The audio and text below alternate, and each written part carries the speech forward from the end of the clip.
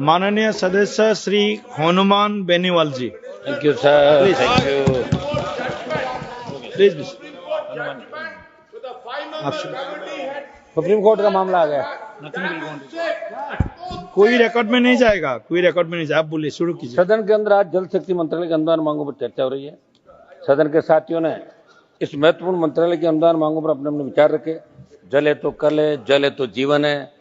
और हम तो उस इलाके से आते हैं मारवाड़ के, जहाँ जल को घी से भी ज्यादा संजो के रखा जाता था। लोग 5-5, 7-7 किलोमीटर तक मटकी से महिलाएं अपने घड़े से उनसे पानी लाती थी। आज भी बड़े बड़े तालाब वहां बने हुए।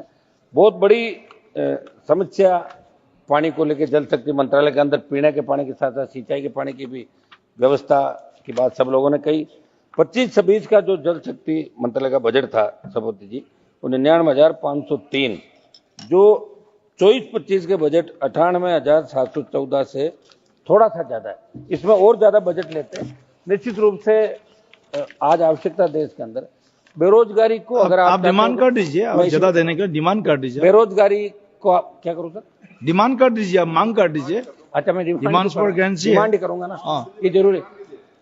मैं कह रहा हूं साहब, अगर बेरोजगारी को खत्म करना हो तो हर खेत सिंचाई का पानी आप लेके चले जाओ, बेरोजगारी 80% खत्म हो जाएगी। आप राजस्थान सहित देश के कई राज्यों में पेयजल की कमी और सरकारी योजनाओं के बावजूद लोगों को शुद्ध पेयजल नहीं मिल रहा है सभापति जी। दूसरी तरफ भूजल के अंदर यूरेनियम और आर्सेनिक सहित विभिन्न संदूषकों के कारण बढ़ रहा प्रदूषण चिंता का विषय। वर्ष 84 में हमारे राजस्थान के 236 में से 203 ब्लॉक सुरक्षित थे, क्योंकि उस वक्त 35% पानी का दोहन होता था।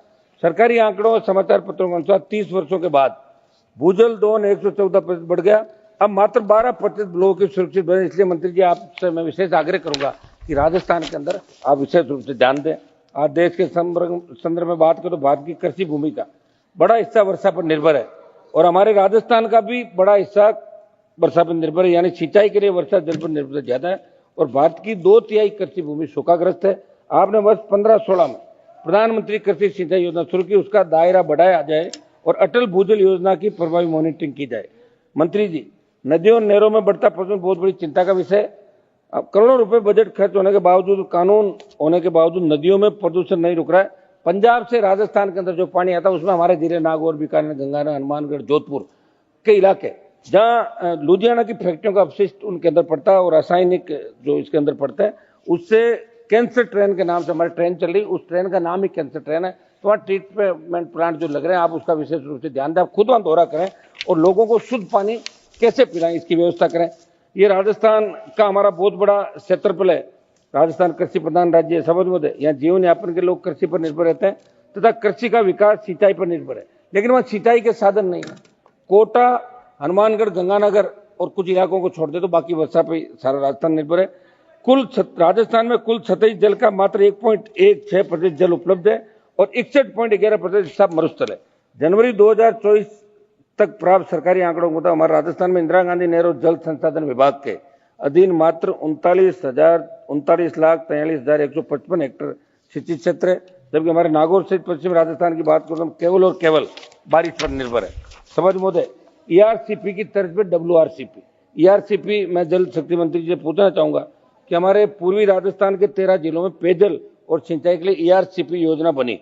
वो हमने खूब सदन के अंदर मामले उठाए, आंदोलन में चले, जिसे आपने और राजस्थान सरकार ने संशोधित करके PK ERCP नाम दिया।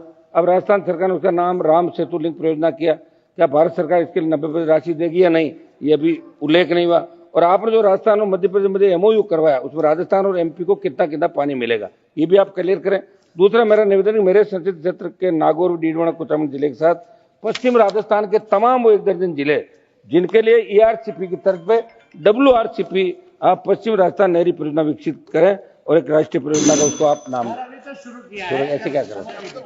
यमुना जल समझौता और राजस्थान और हरियाणा के बीच यमुना जल समझौते को लेकर दिल्ली में राजस्थान और हरियाणा के CM की मंत्री जी के साथ मीटिंग हुई, पाटिल साहब के साथ। राजस्थान के मुख्यमंत्री ने कहा कि राजस्थान के शेखावाटी अंचल, सीकर, झुंझुनू और इन इलाकों को हम पानी देंगे पीने का, सिंचाई का। मैं आपको पूछना चाहता हूं मंत्री जी, वो समझौता क्या था क्या वो हवा के अंदर था, वास्तविक था? तो उसका कुछ बताना तो सही था कि हम जाके उस बात को कहें। ये मेरा निवेदन, सीकर, चूरू, झुंझुनू के अंदर पानी कैसे मिले? पंजाब से मिले राजस्थान के हिस्से का पूरा जल।